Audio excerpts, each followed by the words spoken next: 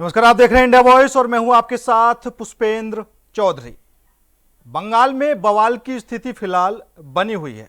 चुनाव परिणाम के नतीजों के बाद से जिस तरह की खबरें सामने आ रही थी, जिस तरह के विजुअल सामने आ रहे थे, तो कहीं ना कहीं हंगामा चला हुआ था। और अब जो सबसे बड़ी खबर निकलकर सामने आई, शुवेंदु अधिकारी के पीए की गोली मारकर हत्या कर दी गई, जिसके बाद बीजेपी कार्यकर्ताओं में तनाव की स्थिति बनी हुई है और हंगामा भी देखने को मिल रहा है। टीएमसी के खिलाफ प्रदर्शन भी किए जा रहे हैं। शुवेंदु अधिकारी ने सीधे तौर पर टीएमसी पर आरोप लगाया है कि ये पहले से साजिशन हत्या की गई है, पहले से इस चीज की साजिश की जा रही थी, भवानीपुर का ये बदला लिया गया है। तो अब सवाल यह खड़ा होता है कि क्या बंगाल में बदलाव की जरूरत है या फिर बदले की जरूरत है, जिस तरीके से ये घटनाएं सामने आ रही हैं। अब इन पूरी घटनाओं को लेकर राजनीतिक बयानबाजी भी कहीं ना कहीं तेज हो चुकी है। तमाम नेताओं की प्रतिक्रियाएं भी सामने आ रही हैं। दूसरी तरफ ममता बनर्जी के घर अखिलेश यादव मुलाकात करने पहुंचे, लेकिन उन्होंने शुवेंदु अधिकारी के पीए की हत्या को लेकर एक बयान नहीं दिया। उन्होंने ममता बनर्जी की हार को लेकर भारतीय जनता पार्टी पर, केंद्र सरकार पर, चुनाव आयोग पर निशाना साधा, लेकिन उन्होंने पीए की हत्या को लेकर कुछ नहीं कहा। अब ये बयानबाजी का दौर कब तक चालू रहेगा या फिर ये जो बंगाल में हलचल देखने को मिल रही है, ये कब तक चालू रहेगी, देखा जाएगा। फिलहाल क्या कुछ बयानबाजी, क्या कुछ प्रतिक्रियाएं निकलकर सामने आ रही हैं, एक बार वो आपको सुना देते हैं। हम सब ने देखा और चुनाव को बहुत करीब से मैं इसलिए देख रहा था क्योंकि जिस तरीके से बंगाल का चुनाव होने जा रहा था और जो भाषा, जो व्यवहार भारतीय जनता पार्टी का था और पूर्व में भारतीय जनता पार्टी ने जो जो बंगाल में किया है, उत्तर प्रदेश में उससे कम किया उन्होंने, लेकिन ट्रायल वहीं पर किया। हालांकि बंगाल में इससे भी खतरनाक तस्वीरें आई होंगी, जो मैं तस्वीर दिखाना चाहता हूं आपको। ये तस्वीर वो है जब उत्तर प्रदेश में बाई इलेक्शन हुआ था। फोर्सेस को लगा करके लोगों को वोट रोका गया, वोट नहीं डालने दिया और चिन्हित कर करके कि कौन सा वोटर समाजवादी पार्टी का है उसको वोट डालने नहीं दिया जाएगा। और बंगाल में जो हुआ है, डेमोक्रेसी को डिस्ट्रॉय करने का रास्ता निकाला है। क्या कहेंगे। और बंगाल में कानून के हालात देखिए, और यहाँ गुंडागर्दी कोई नया चीज नहीं है। दरिंदों की पनपने के लिए सबसे अच्छा जगह बंगाल माना जाते हैं। और इसी बीच चुनाव नतीजा निकलने के बाद जब लोग ये उम्मीद कर रहे थे कि अब बंगाल में शांति विराज करेंगे, फिर भी खून खराबा ये लगातार होते देख रहे हैं हम लोग। तो ये आज की जो सरकार जिसके हाथ में जा रहे हैं, उसको ये देखना चाहिए, क्योंकि बीजेपी सरकार खुद, बीजेपी पार्टी की तरफ से खुद ये भरोसा दिलाया गया था कि बंगाल में भयभीत की माहौल नहीं रहेगी। बंगाल के आम लोग भरोसा करो, बंगाल के आम लोग निडर होकर शांति से विराज करो। बीजेपी है तो भय मुक्त बंगाल है।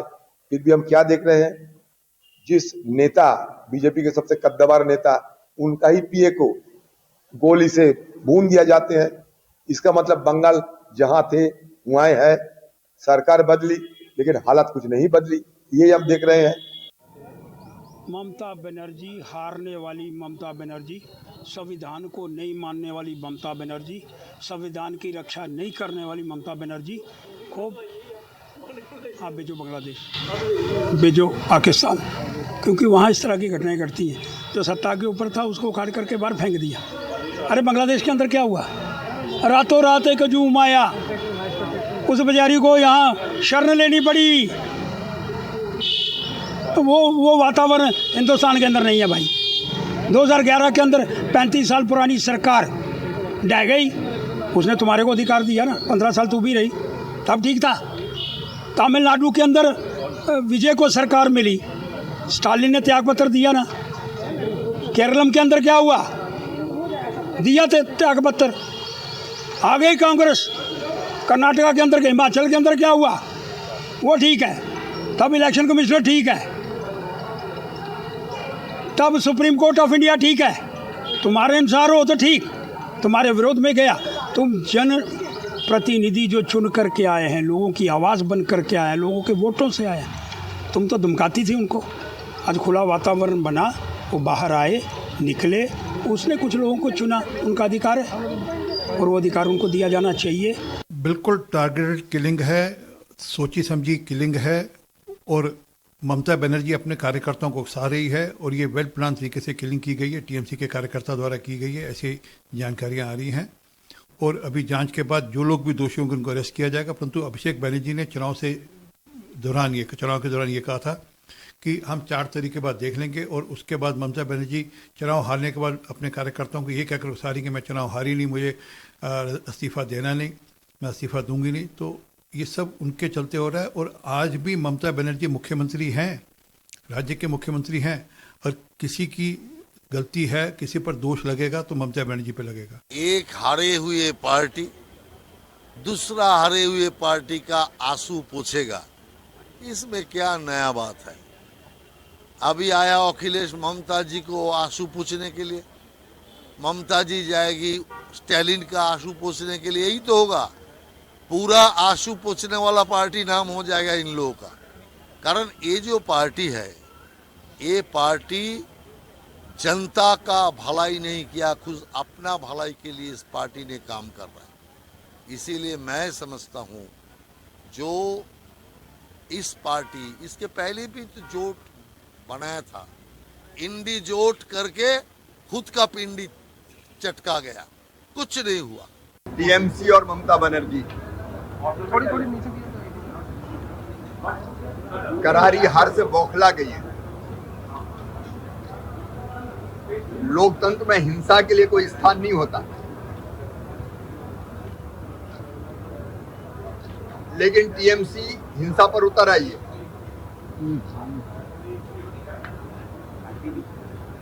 और ये अति है।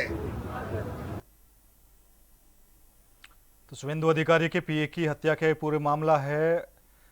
हत्या के बाद से इलाके में सनसनी फैली हुई है। दिन दहाड़े वारदात से इलाके में दहशत का माहौल है। तो शुभेंदु अधिकारी के पीए की हत्या कर दी गई।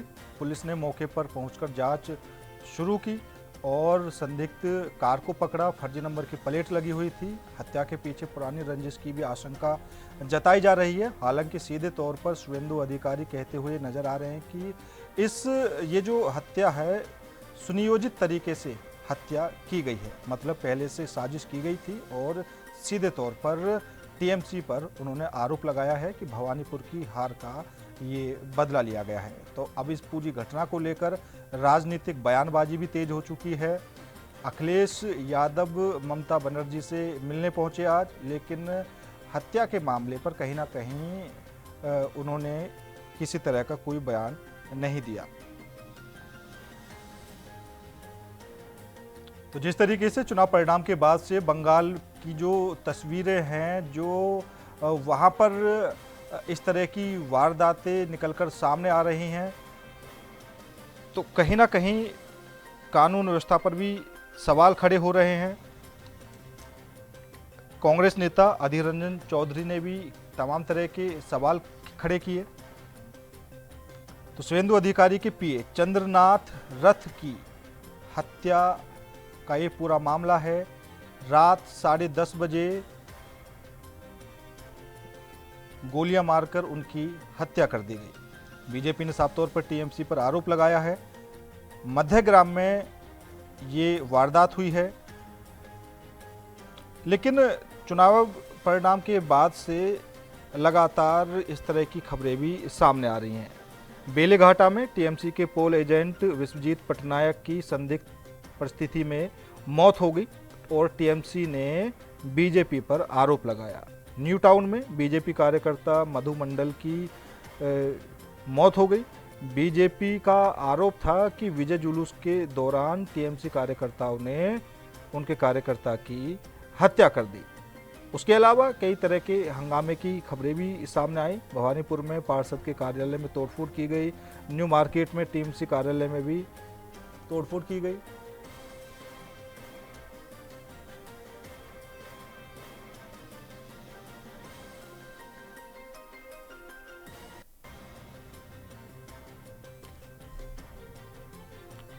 तो आज इसी मुद्दे पर करेंगे चर्चा। चर्चा में शामिल होने के लिए हमारे साथ भारतीय जनता पार्टी से तपोस पाल जी, टीएमसी से सुमित मेहरोत्रा जी और राजनीतिक विश्लेषक नीरज प्रताप जी जुड़ चुके हैं। सभी मेहमानों का बहुत बहुत स्वागत है। सबसे पहले नीरज जी, आपके पास से आना चाहूंगा, क्योंकि जब से बंगाल में ये परिणाम निकलकर सामने आई हैं, टीएमसी की हार हुई है, भारतीय जनता पार्टी ने प्रचंड जीत हासिल की है, उसके बाद से चलिए जो लोग खुशी जाहिर कर रहे थे, उस तरह की तस्वीरें सामने आ रही थी, वो तो ठीक है कि वहां पर लोग बदलाव चाहते थे, सत्ता विरोधी लहर ने टीएमसी की सरकार को उखाड़ फेंका।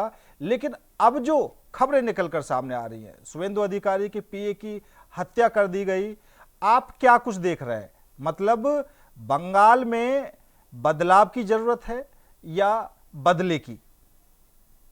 देखिए, बंगाल तो बदलाव की तरफ जा ही रहा है, हम्म, लेकिन बदले की तो ये लोग कर रहे हैं ना, बदले की। अब आप ये देखिए कि जब चुनाव में फोर्स पहुंच गई, उसी को लेके कोई जनहानि नहीं हुई। बंगाल में पहली बार ऐसा हुआ है कि कोई जनहानि नहीं हुई। उस जनहानि के बावजूद अगर आप हारे हो तो जनता ने जो आपको फैसला दिया है उस पे आपको आना चाहिए। क्या बयान आ रहे हैं बड़े नेताओं में, ममता जी क्या बोल रही है, मैं इस्तीफा नहीं दूंगी, मुझे हराया गया है। आप भी जब जीतते रहे तब तो नहीं कहा कि हमको जिताया गया, आज बोल रहे हो हमको हराया गया। उससे क्या हुआ, जो समर्थक थे और जो इनके सत्ता के भागीदार थे, जो इस तरह से वोटिंग हुआ करती थी, वोट नहीं डालने दिया जाता था, या डरे हुए लोग थे। पूरा बंगाल डरा हुआ था, कोई बोल नहीं रहा था। और वो आज वोट की ताकत से जनता ने अगर जवाब दिया है तो उसको एक्सेप्ट करना चाहिए। अब रही बात 8 किलोमीटर एक गाड़ी का पीछा किया गया, सुनिश्चित तरीके से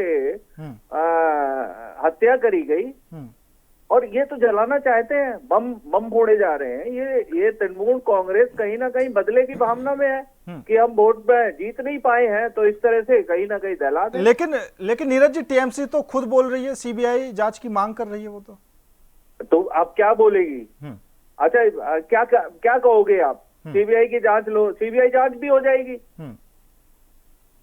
सीबीआई भी जांच हो जाएगी। अभी देखिए ना, विपक्ष क्या कर रहा है, अखिलेश जी जाके वहां पे क्या बयान दे रहे हैं, क्या मतलब देश को क्या कहना चाहते हैं, जनता को झूठा कहना चाहते हैं। जनता ने वोट दिया, जनता ने फैसला किया, तो एक्चुअली पता क्या है, इनको प्रॉब्लम ये की हो गई है, इनके दिमाग में एक चीज बैठ गई है, हम यहाँ के राजा है, और प्रजातंत्र में राजा नहीं सेवक चाहिए।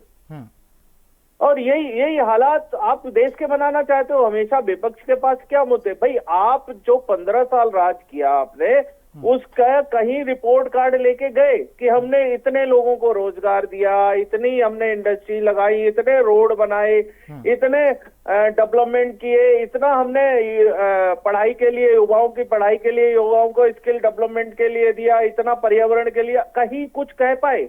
जब आपके पास मुद्दा नहीं होता तो आप क्या कहते हो? लड़ाई।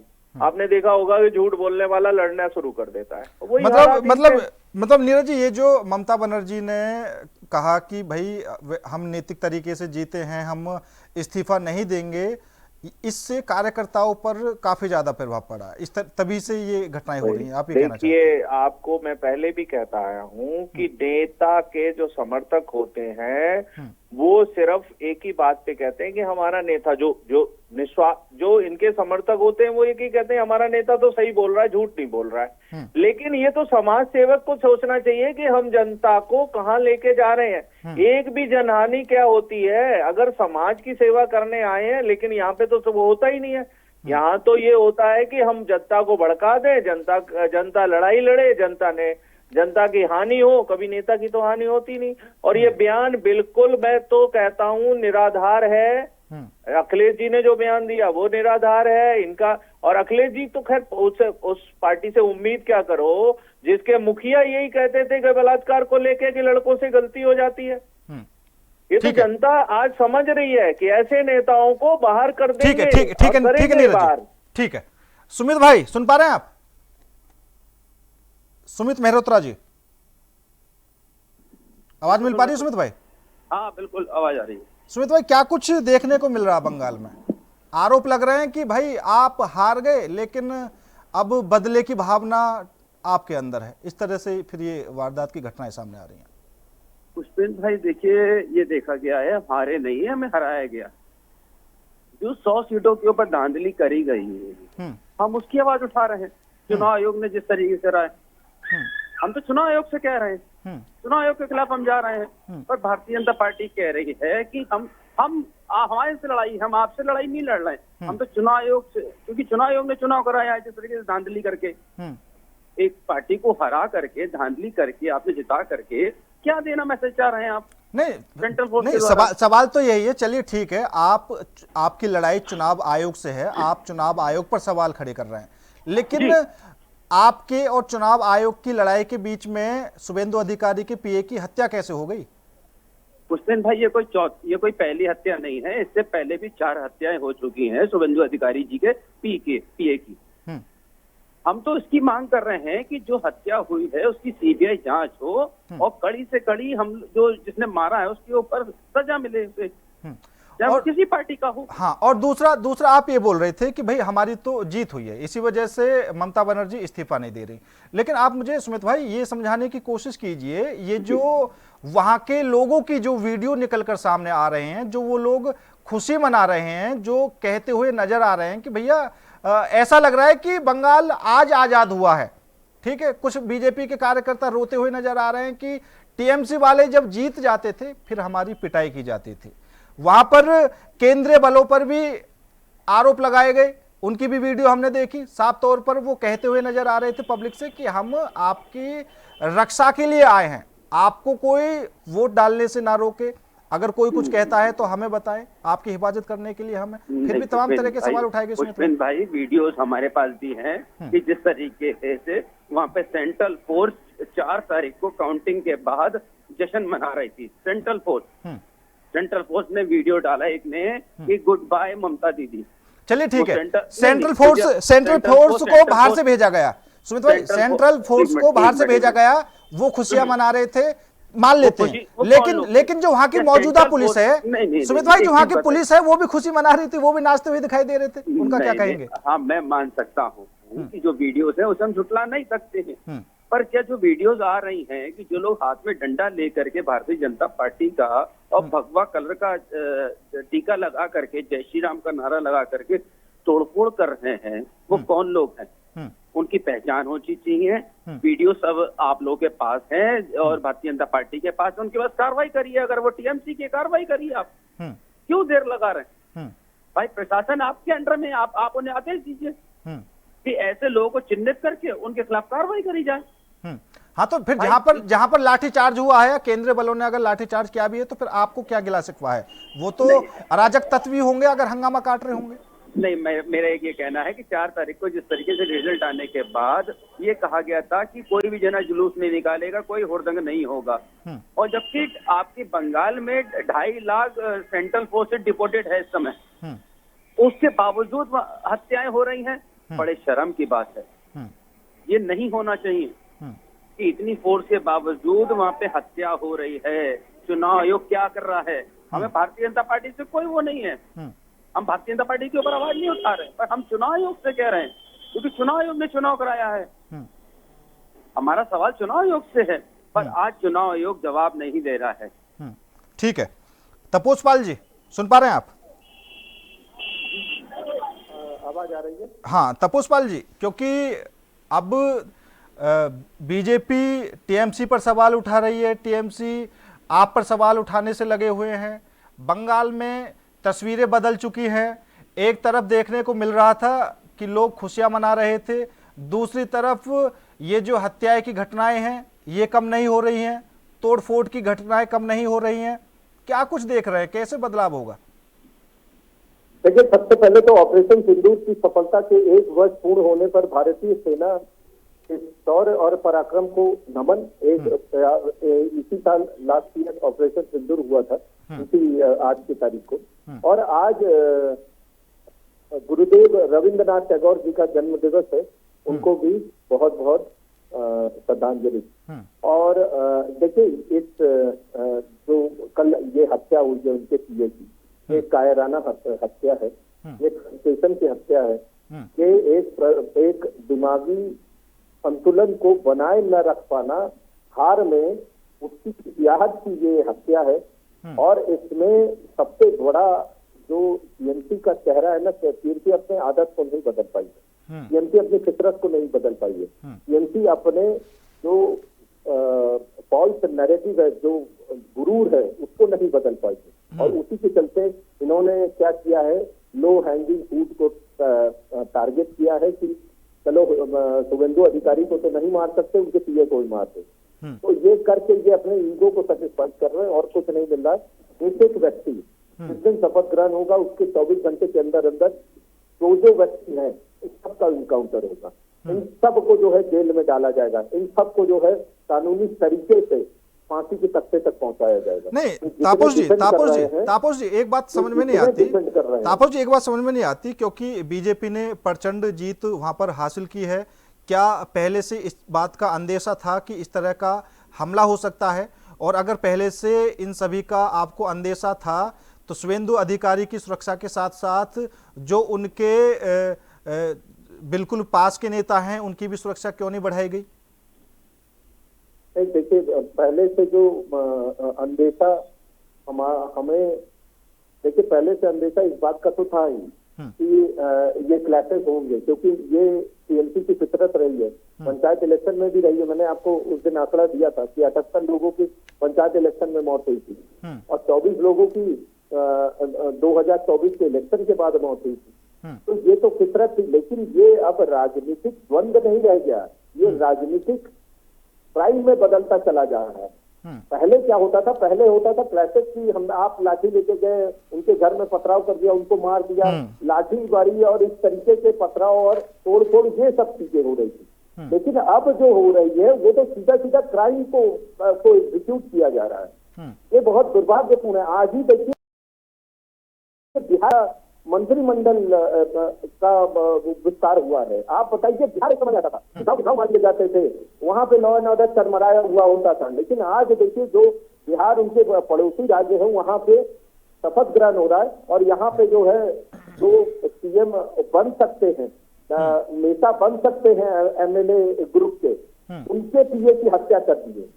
ये इतिहास है ममता बनर्जी की। ममता ये भवानीपुर से हार की, ये बर्दाश्त नहीं कर पा रहे कि जहां वो रहती हैं वहीं से हार दिया गया। और देखिए मतलब तापस जी आपको लग रहा है, आपको लग रहा है कि ये ममता बनर्जी की हार की बौखलाहट है, क्योंकि पिछली बार नंदीग्राम से शुभेंदु अधिकारी ने हरा दिया था, अब की बार भवानीपुर से हरा दिया, तो ये हार की बौखलाहट सामने आ रही है।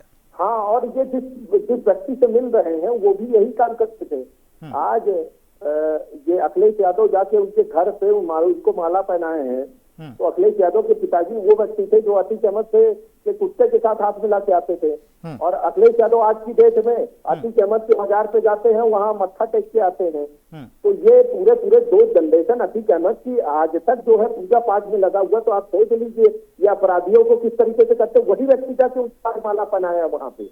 ये कोई अच्छे व्यक्ति तो है नहीं। हाँ। और ये साफ साफ ये मालूम चल रहा है कि और इनके जितने विधायक थे उसमें से 35 विधायक तो मुस्लिम निकले और कहीं कोई तो नहीं पा रहा इनका। तो ये मुस्लिम अपीजमेंट के चलते इन्होंने इस तरीके की हरकतें की हैं। और एक चीज बता दूं मैं, ये जब यहाँ पे ये सभा कर रही थी कोलकाता में, जो कि मुस्लिम थोड़ा सा ज्यादा है उस एरिया में, और वहां पे जब ये सभा कर रही थी तो खुले तौर पे बोल रही थी कि एक मुस्लिम कम्युनिटी जब एक साथ आता है, नहीं मुस्लिम का नाम नहीं दिया उन्होंने, एक कम्युनिटी जब एक साथ आता है तो बड़े बड़े भाग जाते हैं। तो ये राइट कराने के चक्कर में भी लगी हुई है। ये हर एक जगहों पे उससे तरीके के चीजों को करने की कोशिश कर रही है, जो कि इनके और 15 साल तक ये मुख्यमंत्री रही है, अभी तक इनकी चलिए ठीक है, नहीं गई है। ठीक है, ठीक है तापस जी, इस तरीके से शिक्षित रहे। ठीक है, ठीक है नीरज जी, मतलब अभी भी सुमित भाई भी ये कहते हुए नजर आ रहे हैं कि भैया हम हारे नहीं हैं, ठीक, और हमारी लड़ाई बीजेपी से भी नहीं है, हमारी लड़ाई सीधी चुनाव आयोग से है। लेकिन पिछले 2 दिनों से जो तस्वीरें मैं बंगाल की देख रहा हूं, ऐसा लग रहा है कि अभी तक बंगाल के बारे में जो बातें सुनी जाती थीं उससे कहीं ज्यादा वहां के लोग परेशान थे। जैसा आकलन मैंने किया, वहां के लोगों की जो वो भावुक वीडियो सामने आ रही हैं, बीजेपी कार्यकर्ताओं की जो भावुक वीडियो सामने आ रही हैं, और रत्ना देवनाथ की जो वीडियो सामने आ रही हैं, जब वो चुनाव प्रचार करने गई, कोई महिला ऐसी नहीं होगी उसे देखकर जो भावुक ना हुई हो। और इंसाफ के लिए क्या क्या वहां पर करना पड़ा। ये तो चल रही थी ना सरकार, पहले भी मैंने यही बोला था, इनके पास कहने के लिए कुछ था ही नहीं, इन्होंने जनता को दिया कुछ नहीं है, जनता से लिया ही है। अब देखिए ना कि रोड पे ये टैक्स वाले जो इनके गुंडे थे, वो टैक्स अब उनका खत्म हो जाएगा, वो बौखलाए हुए हैं। जो फैक्ट्रियों से पैसे लेते थे, जो फैक्ट्रियों को काम नहीं करने देते थे, इलीगल जितने काम होते थे सारे बंद हो जाएंगे, इनको दिख रहा है, और घुसपैठिए भाग रहे हैं। तो सबसे बड़ी समस्या यही आ गई। और दूसरा, ममता जी तो सबके लिए वो ही है ना, ऐसे लोगों के लिए तो वो भगवान है। और ममता जी ये कह रही है हमको हराया गया। हराने के बाद सुनिश्चित तरीके से 8 किलोमीटर तक अगर कोई आदमी पीछा करता है और सुनिश्चित तरीके से, आप देखिए, अपनी गाड़ी छोड़ के दूसरी गाड़ी को करता है, तो इसका मतलब प्रोफेशनल बदमाश है। और प्रोफेशनल बदमाश इतनी ताकत कैसे आ गई? कहीं ना कहीं ये ममता जी के जो बयान आए हैं उससे प्रेरित हुए। और ये आज की बात कर रहे हैं। दूसरा एक बात देखिए ना, पंचायत चुनाव में क्या हुआ था, और मैं अभी देख रहा था, लगभग बीजेपी और आरएसएस के 200 से ज्यादा नेता इनकी जो सत्ता रही है उसमें मारे गए। घर में जाके मारा है, महिलाओं के साथ बलात्कार किया है। वो पार्टी जिसने कभी भी मानव धर्म का कोई भी मतलब गुण नहीं दिखाया, मानव सेवा का कहीं गुण नहीं दिखाया, सिर्फ और सिर्फ एक दूसरे को किस भाषा का प्रयोग करती हैं माननीय ममता जी? किस तरह की भाषा का बोलती हैं? आपसे बड़ा हो छोटा हो, वही हालत है, वही हालत सपा की है। सपा के जो है वो क्या बोलते हैं, आज भी जाके बोलते हैं हारे नहीं है। अरे भैया, जब आप जीत रहे थे तब तो ठीक है, आज हारा एक्सेप्ट नहीं कर रहे हो। तो कहीं ना कहीं ये सत्ता जाने का, ये कहीं ना कहीं सोच चुके थे कि हमारा ही अधिकार है और हम ही इस पे राज करेंगे। और हम ही, देखिए, सत्ता पहले क्या करते रहे लोग, पहले गुंडों को साथ में पालते थे और सत्ता ले लेते थे पेटियों में अपना गांव के वोट खुद ही डाल दिया करते थे। इस बार ऐसा हो नहीं पाया। इस बार सुरक्षा बलों ने पूरा का पूरा गांव में हर वोटर को वोट डालने दिया और उसको अपना हक का पूरा यूज करने दिया। तो अब लेकिन फैसला लिया, हाँ, उस पे तो लेकिन नीरज जी टीएमसी की तरफ से आरोप लगाए गए तमाम तरह के कि जो 90 लाख वोट काटी गई हैं वो हमारे हिस्से की वोट काट दी, इस वजह से जीत गई। यही सुमित भाई कहते नजर आ रहे थे कि चुनाव आयोग से हमारी लड़ाई। वो वोट जो काटे गए हैं वो ऐसे वोट थे कि लोग दूसरी जगह शिफ्ट हो गए, वो वाले हैं, कुछ लोगों की डेथ हो गई, वो वाले हैं, और घुसपैठिए। अब भाई, अगर वोट काटे गए तो भैया प्रूफ लेके गए क्यों नहीं? एक भी कोर्ट नहीं गया प्रूफ होके कि हम जितना है और हमारा वोट काट दिया गया। अरे झूठ बोल लेने से कभी सच नहीं हो जाता। सच को दबाया जरूर जा सकता है, सच को खत्म नहीं किया जा सकता। अब देखिए ना, जब विपक्ष की पार्टी जहां भी हारती है वो कहते हैं कि हुआ था, और जहां जीतती है वहां तो नहीं कहते। अरे भैया, सत्ता छोड़ दो ना जहां पे तुम जीतते हो। सुमित भाई, एक्सेप्ट करना चाहिए। मैं तो कह रहा हूँ तृणमूल कांग्रेस को एक्सेप्ट करना चाहिए कि हमको जनता ने नकार दिया। ठीक है नीरज जी। सुमित भाई, नीरज भाई बोल रहे हैं कि ममता को एक्सेप्ट करना चाहिए कि हम हार चुके हैं, वो जनता का जो आशीर्वाद था वो नहीं मिल पाया। लेकिन जहां पर आप जीत जाते हैं वहां पर उस तरह की आवाजें नहीं उठाते हैं, लेकिन जहां हार जाते हैं फिर तमाम तरह की आवाजें उठने लगती हैं। देखिए पुष्पित भाई, जिस तरीके से नीरज भाई हमारे बोल रहे हैं भारतीय जनता पार्टी के प्रवक्ता बनके, मुझे अच्छा लगा कि कम से कम राजनीतिक विशेषज्ञ और भारतीय जनता पार्टी का पक्ष रख रहे हैं। बहुत अच्छी बात है, हमें खुशी हुई। सुन ले, नहीं नीरज भाई, नहीं सुमित भाई, कभी कभी ऐसा भी होता, अगर कोई अब आज के समय में, आज की डेट में कोई निष्पक्ष होकर बोले, उसे भी बीजेपी का प्रवक्ता घोषित कर दिया जाता। नहीं, हम तो कह रहे हैं पक्ष रख रहे हैं, अच्छी बात है। भाजपा की तरफ से आप पक्ष रख रहे हैं, बहुत अच्छी बात है। हम तो ये कह रहे हैं, हम कोई लड़ाई नहीं लड़ रहे हैं, हम शालीनता से बात रख रहे हैं। अब आप सुनेंगे नहीं तो आप बड़े तभी अच्छा लगने लगता है। बोलिए। देखिए, जिस तरीके से आप आरोप लगा रहे हैं ममता बनर्जी के ऊपर, आप लगाते रहेंगे। अब तो आप सत्ता आपके पास है, हम लोग वहां पे विपक्ष में हैं। भाई रक्त रंजिश अब क्यों नहीं रुक रही है? देश के गृह मंत्री क्या कर रहे हैं? भाई हत्याओं की हत्या होती चली जा रही है क्यों? इसके ऊपर देश के गृह मंत्री को आना चाहिए है। सारे विधायक इनके क्या कर रहे हैं, इनके अध्यक्ष क्या कर रहे हैं, क्यों नहीं सड़कों पे आ रहे हैं कि भैया रक्त रंजिश क्यों हो रही है? हम भी खुद चाहते हैं कि जो रक्त रंजिश हो रही है उसकी सीबीआई जांच हो।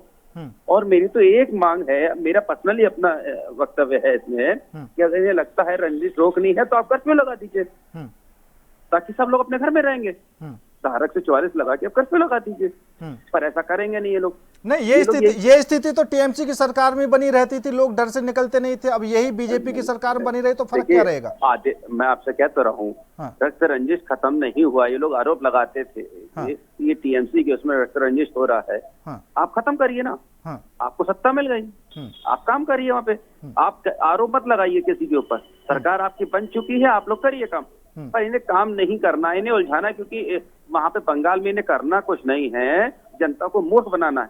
नहीं, अब शपथ ग्रहण समारोह होने दो, शपथ लेने दो किसी को, तभी तो आगे काम होगा।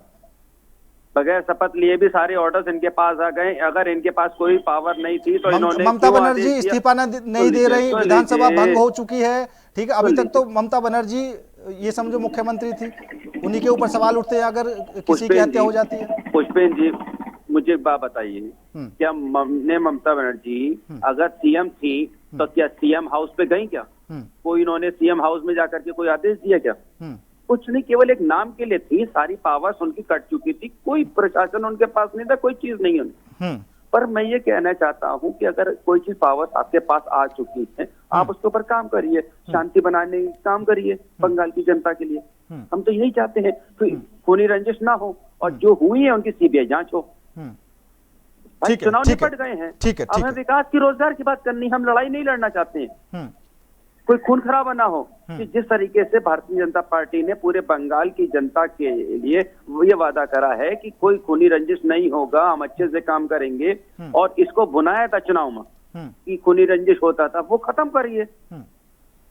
नहीं तो अभी सुमित भाई बात वही आ रही है, आप एक तरफ चुनाव आयोग पर सवाल उठा रहे हैं, नीरज जी बोल रहे हैं कि जिस तरीके से अब की बार चुनाव हुआ, पिछले चुनावों में जिस तरह की घटनाएं सामने आती थी चुनावी समय में, अब की बार वो हिंसक झड़पें भी ज्यादा देखने को नहीं मिली।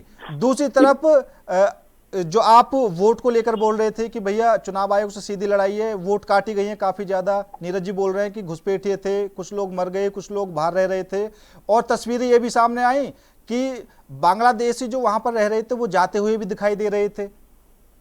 पुष्पेन भाई, अभी भी 27 लाख वोटर्स का निर्णय नहीं हुआ है, फाइनल डाटा नहीं आया था और चुनाव हो गया है। बड़ा अजीब बात है, लोकतंत्र की हत्या हुई है। मुझे बताइए, आप चुनाव किस बेस पे करा रहे थे? आप चुनाव तो तभी कराएंगे ना कि जब पूरी डाटा आ जाएगा कि भैया हाँ, अगर 6 करोड़ हैं तो 6 करोड़ का डाटा आ जाएगा, आप वोटिंग कराएंगे। जब आपने 27 लाख नाम जो हैं अभी तक उन्होंने वोट नहीं करा है, लिस्टिंग आपने फाइनल जनता के आगे रखी नहीं है, तो आपने चुनाव करा दिया, ये अजीब है या नहीं है? चल ठीक है, हम तो इसी को लेकर के जा रहे हैं ना कि 27 लाख का क्या होगा। हाँ ठीक है सुमित भाई, ठीक है। तापस जी, क्योंकि ऐसा नहीं है कि एक ही खेमे से इस हंगामे की तस्वीरें आ रही हैं, ठीक है, जीतने के बाद टीएमसी दफ्तरों में जो तोड़फोड़ देखने को मिली, पार्षद के दफ्तर में जो तोड़फोड़ देखने को मिली, ये जीत की खुशी थी, कार्यकर्ताओं का उत्साह था, या जोश में होश भूल चुके थे, क्या था? देखिए, हम लोगों ने पहले ही, मेरे chief spokesperson West Bengal के उन्होंने पहले ही प्रेस कॉन्फ्रेंस करके इसको क्लैरिफाई किया हुआ है कि ये जितने लोग पेंट कर रहे हैं और जितने लोग अपने ऑफिसेज में झंडा लगाए हुए हैं और जितने लोग ये क्लेम कर रहे हैं कि ये भाजपा में शामिल हो गए हैं, तो सेल्फ क्लेम से कोई भाजपा में शामिल नहीं होता है। हमने किसी भी व्यक्ति को अभी तक भाजपा में शामिल नहीं कराया है। ये क्रिस्टल क्लियर है। और किसी को अगर डाउट हो रहा है तो वो अपना चेक करा ले। कई लोग कई गांव में जो हिस्ट्री टीचर रहे हैं, जो अपराधी रहे हैं, वो तुरंत वहां पे तृणमूल का झंडा हटा के भाजपा का झंडा लगा दिए जैसे ही भाजपा जीतनी शुरू की उसके बाद। और कई वीडियोज आपको मिल जाएंगे, अगर चाहिए तो मैं भी दे दूंगा। वहां पे कुछ महिलाएं जो कि टीएमसी की कार्यकर्ता है, वो खुद वहां पे बगल में खड़े होकर कह रहे थे कि ये अभी तक इसका टीएमसी का झंडा और टीएमसी के टी शर्ट पहन के घूम रहे थे। जैसे ही बीजेपी जीता है, ये चौराहे पे खड़े हो गए हैं और ये जो है भाजपा का झंडा लेके खड़े हो गए हैं। ये सब लोग अब जो सवाल उठ रहे थे टीएमसी के गुंडे वो अपने घरों पर बीजेपी का झंडा लगा लें तो आप कैसे पहचान कर पाएंगे? हाँ, तो हम तो इसीलिए कह रहे हैं ना, हमने किसी के ऑफिसर में हमने कोई कब्जा नहीं किया। एक चीज और बता दीजिए आप, इतनी ज्यादा गुंडाई है और कॉन्ट्रैक्टर इनके जो होते हैं, ये इन्हीं के गुंडे जो होते हैं वही कॉन्ट्रैक्टर होते हैं जो सड़क बनाते हैं वो बनाते हैं। उन्हीं को जो है बुलडोजर खरीदने का लाइसेंस मिलता है और उन्हीं को जो है बुलडोजर चलाने के लिए भी लाइसेंस मिलता है, जो उसकी स्पेशल ट्रेनिंग होती है। तो ये जितने बुलडोजर वहां घूम रहे हैं और जो तोड़फोड़ कर रहे हैं वो हमारे नहीं है, वो टीएमसी के हैं, टीएमसी के गुंडों के हैं, टीएमसी के कॉन्ट्रैक्टर के हैं। भाई भाजपा को तो वहां कोई कॉन्ट्रैक्ट मिलता नहीं था। हम अभी सत्ता में आएंगे, उसके बाद पीओ हम रेस करेंगे, उसके बाद कॉन्ट्रैक्टरों की लिस्ट मिलेगी, उसके बाद हम देखेंगे जो करना होगा करेंगे। ठीक है। लेकिन अभी तो ये एक्टिविटीज कर रहे हैं। आप बताइए, आपके अपने घर में बुलडोजर खरीद के रखेंगे? बुलडोजर खरीद के रखने के लिए एक अच्छी खासी जगह की जरूरत है। कोलकाता जैसे डेंस जगहों पे वही लोग रखेंगे ना बुलडोजर। जो लोग इसको लेके जिनको कॉन्ट्रैक्ट मिलता था, कॉन्ट्रैक्ट किसको मिलेगा? टीएमसी के लोगों को मिलेगा। नहीं, समस्या तो यही है कि ये जो बुलडोजर वाली कहानी है, तपोज जी, ये जो बुलडोजर वाली कहानी उल्टी पड़ गई। उन्होंने रखा हुआ था और आपने उसी के बुलडोजर से टीएमसी वालों का दफ्तर ढा दिया। नहीं, हमने कहां से ढा दिया भैया? मैं कार चलाना जानता हूँ, बुलडोजर चला लेंगे, आप चला लेंगे बुलडोजर? बुलडोजर चलाने के लिए स्पेशल ट्रेनिंग होती है और कौन चला लेगा बताइए ना? आप किसी का बुलडोजर लेके वहां पे चलाना शुरू कर देंगे? जिसके पास अथॉरिटी होगी, जिसके पास लाइसेंस होगा, जिसको चलाना आता होगा, ये उसी को होगा जो उनके कॉन्ट्रैक्टर होंगे। एक चीज और बता दूं, एसआईआर पे हमारे ऊपर आरोप लगाए जा रहे हैं। आपको मैं बता दूं, शमशेरगंज में एसआईआर में 74,775 वोट कटे, टीएमसी वहां पे विजेता हुई। लालगोला में 55,420 वोटरों का नाम कटा, टीएमसी विजेता हुई वहां पे। भगवान गोला में जो है मुर्शिदाबाद भगवान गोला और रघुनाथगंज, दोनों का मैं बता रहा हूँ। भगवान गोला में 47,493 वोट कटे लेकिन टीएमसी जीती है। रघुनाथगंज में भी 46,100 वोट कटे हैं, टीएमसी जीती है। मेटिया वोट जो कि कोलकाता से सटा हुआ है, 39,579 वोट हैज बीन डिलीटेड। और कौन जीता? एआईटीसी जीती, मतलब टीएमसी जीती है। तो आप जो आपके जितने 80 के 80 विधायक हैं, आप उनसे रिजाइन करा दीजिए अगर आपको पूरा सिस्टम गड़बड़ लगा और आपको पसंद नहीं आ रहा है। सबसे कह दीजिए कि कोई अपोजिशन का लीडर कोई नहीं बनेगा, हम रिजाइन करके घर बैठ जाइए। और मुझे एक चीज बता दीजिए, विपक्ष की एक बात नहीं समझ में आती है, वही इलेक्शन कमीशन ऑफ इंडिया जो है केरला में ठीक है, वेस्ट बंगाल में गलत है। वही ईवीएम मशीन केरला में ठीक है, वेस्ट बंगाल में गड़बड़ है। वही ईवीएम, वही जो है एसआईआर केरला में ठीक है, यहाँ पे वेस्ट बंगाल में गलत है। क्यों? क्योंकि केरला में कांग्रेस जीती है तो सब ठीक है, यहाँ पे भाजपा जीती है इसलिए सब खराब है। तो जिस तरीके का नैरेटिव ये पेश कर रहे हैं बहुत दुर्भाग्यपूर्ण है। ठीक है, आज जो है शर्म आनी चाहिए। ठीक है तापस जी, के नेताओं को शर्म आनी चाहिए। और टीएमसी के नेता को तो मैं बता दूं, खुले तौर पे बोल रहा हूँ, सब के सब जेल जाओगे। ममता बनर्जी जेल जाएंगी, अभिषेक बनर्जी जेल जाएंगे, इनके जितने अदने और छोटे से लेके बड़े से नेता बने हैं सब जेल जाएंगे। कैबिनेट मिनिस्टर 50 में से 25 हार गए हैं और 25 इस बार जीते हैं, लेकिन आपको मैं बता दूं 50 के 50 जेल जाएंगे। ठीक है तापस जी, ठीक है नीरज जी, क्योंकि अभी जैसा आप बोल रहे थे कि ममता बनर्जी से प्रेरित होकर ये हत्या हुई, ये हंगामे हुए, अभी तापस जी भी बोल रहे हैं कि जितने भी टीएमसी के नेता हैं सबके सब जेल जाएंगे। दूसरी तरफ अगर मैं थोड़ा सा भावनात्मक बात करूं, जो बीजेपी कार्यकर्ताओं के साथ अब तक वहां पर गुजरी, क्या उनके मन में भी बदले की भावना होगी? और आप आने वाली स्थिति क्या देखते हैं बंगाल की? लास्ट कमेंट आपसे चाहूंगा। देखिए, मैं तो रिक्वेस्ट करूंगा, प्रार्थना करूंगा पार्टी से कि नकारात्मक राजनीति छोड़ के सकारात्मक राजनीति करें और कार्यकर्ताओं को शांति। देखिए, इतना बड़ा कभी भी आदमी कहता है कि 10 वोट 5 वोट से आगे पीछे हो गया, इतना बड़ा जन समर्थन अगर भाजपा को मिला है तो इसमें गड़बड़ी नहीं हो सकती। पहले के हालात क्या थे, वोट क्या थे, अगर कोई 10-5 वोट से आगे पीछे जीते और इतनी तब तो कहे कि चलो बेईमानी हो गई, कुछ हो गई, इतना बड़ा अंतर से जीतना भाजपा को लोगों ने वोट दिया, इस बात को मान लेना चाहिए। और दूसरा, जनता को अगर सेवा करने आए हो तो मैं तृणमूल कांग्रेस से भी कहूंगा, ममता जी को ये सब चीजें छोड़ के सकारात्मक राजनीति, जनता की सेवा करना चाहिए। और रह गई बात कि जो आपको क्यों नकारा, आपने वहां पे फैक्ट्रियां कितनी लगा दी बता दें तृणमूल कांग्रेस के कार्यकर्ता। 7,000 फैक्ट्रियां चली गई थी, ये बात मैंने पहले भी कही थी कि इनके पास ये था ही नहीं कि हम किस पे लड़े। और भाजपा तो अपना हर प्रदेश का अपना मार्कशीट लेके गई थी कि कहाँ पे क्या क्या किया। अब एक बात बताइए, हमारे पास कोई मार्कशीट लेके आए और अपना गार्जियन दिखाए कि हमने यहाँ किया। उत्तर प्रदेश जैसे गुंडा राज जहाँ होता था, जहाँ फैक्ट्रियों से पैसा लिया जाता था, उगाई होती थी, अपहरण होता था, बिहार में अपहरण होता था, सब चीजें अगर भाजपा ने कई की है तो जनता देख रही है ना। मैं खुद से कह रहा हूँ, मैं देख रहा हूँ ना। मुझे अगर गार्जियन चुनना होगा तो मैं अच्छा गार्जियन चुनूंगा ना, और वो सेवा कर रहे। तो कहीं ना कहीं मैं तो यही कहूंगा, विपक्ष जब तक ये नकारात्मक राजनीति करता रहेगा तब तक डाउन जाता रहेगा, ऐसे ही हालात रहेंगे। अरे आप तो छोड़ो, आपकी तो संसद में पूरी हाजिरी तक तो होती नहीं है, जहां हमारा पैसा, हमारे टैक्स का पैसा दिया जाता है। अरे आप कहीं तो सकारात्मक राजनीति करो। महिला बिल पे भी आपने क्या किया, महिलाएं नाराज हो गई ना। अब नाराज, वोट तुमने नहीं दिया, तुम खिसिया रहे हो यार। खिसियाने का मेरे को तो समझ में नहीं आता, खिसियाना तो नहीं चाहिए, बल्कि अपनी कमियां ढूंढनी चाहिए, ढूंढ के उसको देखना चाहिए कि हमारे अंदर कमियां क्या थी, सुधार करना। बिल्कुल बिल्कुल सही बात है, सही बात है, सही बात नीरज जी। सुमित भाई लास्ट कमेंट, क्या कुछ कहना चाहेंगे? सुमित भाई सुन पा रहे हैं? लगता है सुमित भाई से संपर्क टूट चुका है। तापस जी आप कह दीजिए, आगे के लिए आपकी सरकार किस तरीके से काम करेगी और जो अब तक टीएमसी सरकार में होता रहा, ठीक है, उसको कैसे बदला जाएगा, और जिन वादों पर आपने वहां की वोट प्राप्त की, जिन लोगों ने आप पर भरोसा जताया, किस तरीके से आगे की सरकार चलती हुई दिखाई देगी?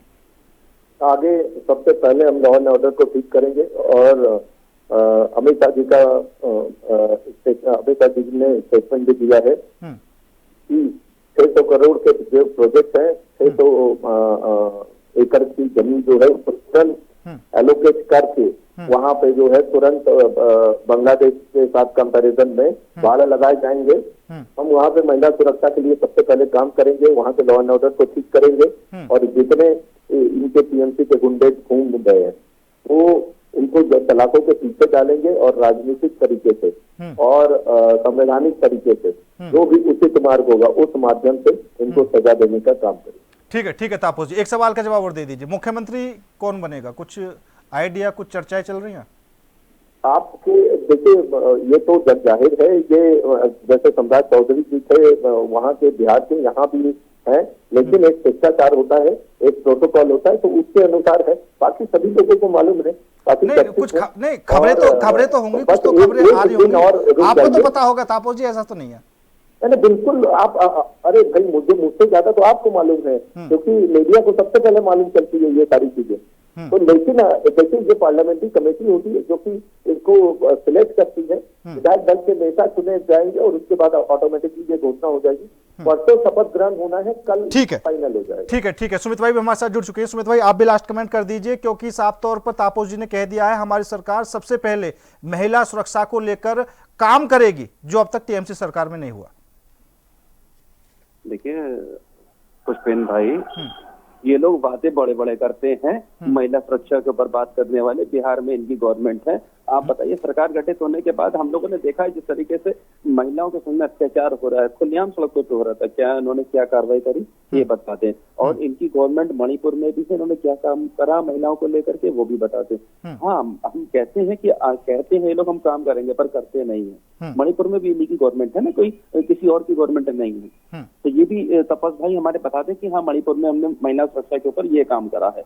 और क्या नाम है, बिहार में भी हम लोगों ने ये काम ये महिलाओं के लिए करा है, पर करा कुछ नहीं है। बड़े बड़े वादे करते हैं, जनता देख रही है, जनता आईना दिखाने का काम करेगी। और जिस तरीके से हमारे बड़े भाई अब दिखाने का, अब सुमित भाई दिखाने का क्या काम किया जाएगा? अब तो 5 साल बाद ही दिखाएगी जनता, जो दिखाएगी वो आपको आईना दिखाए दोबारा या बीजेपी? आप भूले नहीं, लोकसभा भी है आगे।